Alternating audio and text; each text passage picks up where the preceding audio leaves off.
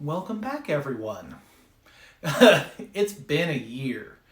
I planned on doing more of these silly goose videos throughout the year, but life gets in the way.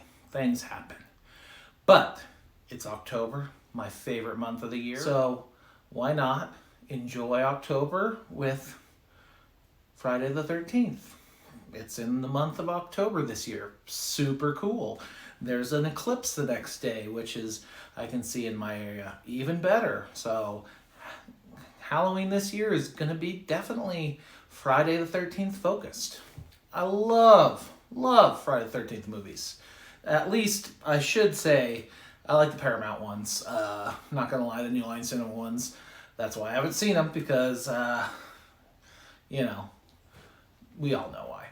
Anyway, I couldn't have picked a better movie series to watch this year than that. So let's talk Friday the 13th.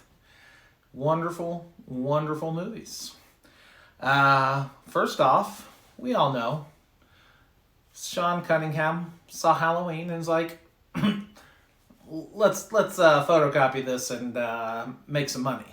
And he was pretty dang good at photocopying because he made an awesome little movie that spawned this giant franchise. Everybody knows who Jason Voorhees is.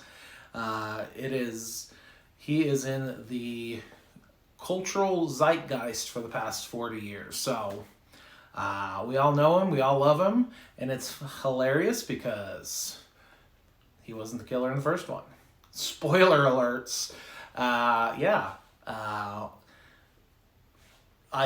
You gotta love the fact that you don't find out who the person is that's killing these people till the last 15-20 minutes of the movie. It's great. It's not it's fresh in that we don't know who this person is. They're just out there killing people. And could you pick a better spot to have the movie in? This Friday the 13th really did kind of solidify the slasher going into the 80s. The 80s were the decade of the slasher, definitely. And Friday the 13th 1, the part 1, whatever you want to call it, Friday the 13th, kind of set up the rules. Out in the middle of the forest, camp counselors, archetype characters, POV, lots of violence.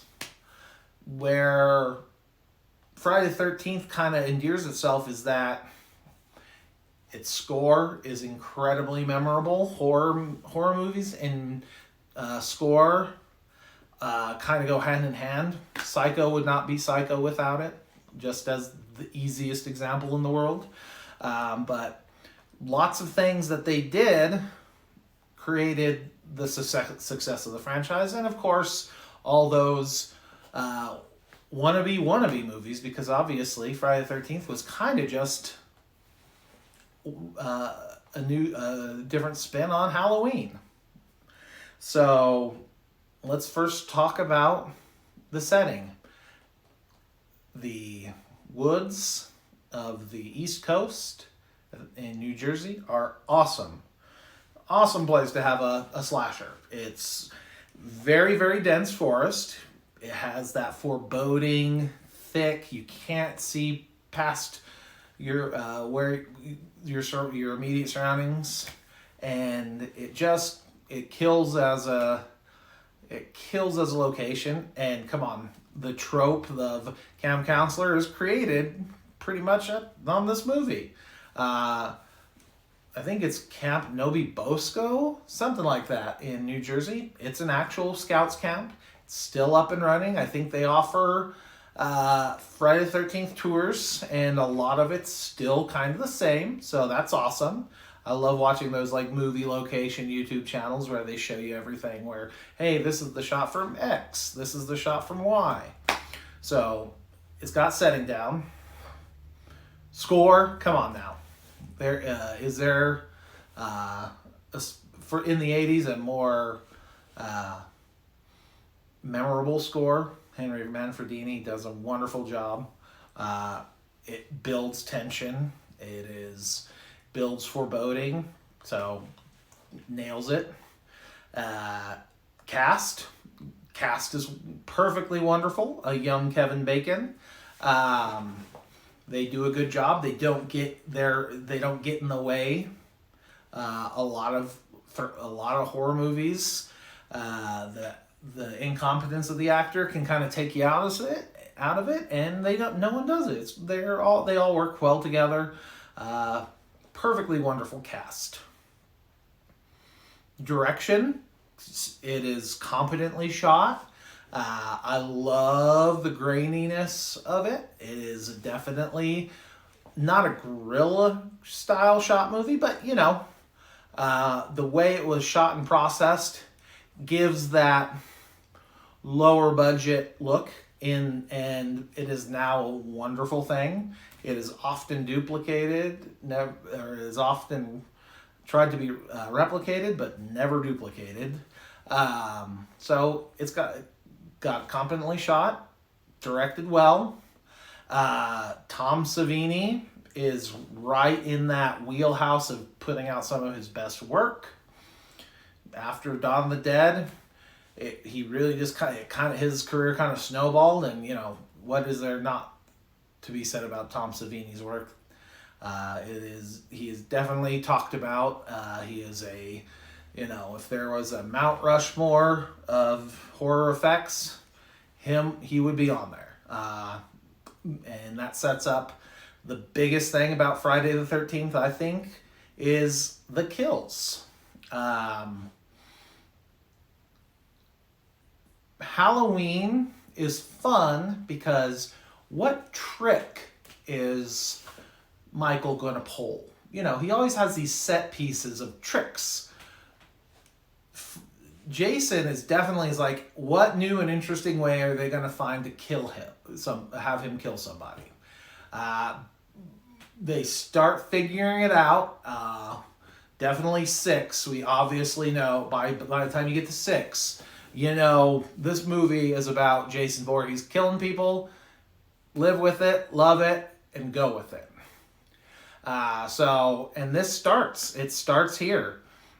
Kevin Bacon and his Arrow are, that just sets up a decade of slashers, in that, oh dang, they're up in the game. Halloween did this, we're gonna do this. Halloween 2 comes around, tries to up the ante, then Friday the 13th does something bigger, then Freddy Krueger, then all those slashers start competing with each other, and it's when there's competition, the consumer definitely gets rewarded. So what can you say? Good effects, good music, good acting, or good acting for a horror movie. Wonderful score. It's firing on all cylinders out of the gate. The setting, like I said, it's great. The town in the beginning, super awesome looking town. They definitely blocked shots based on the architecture of that little town.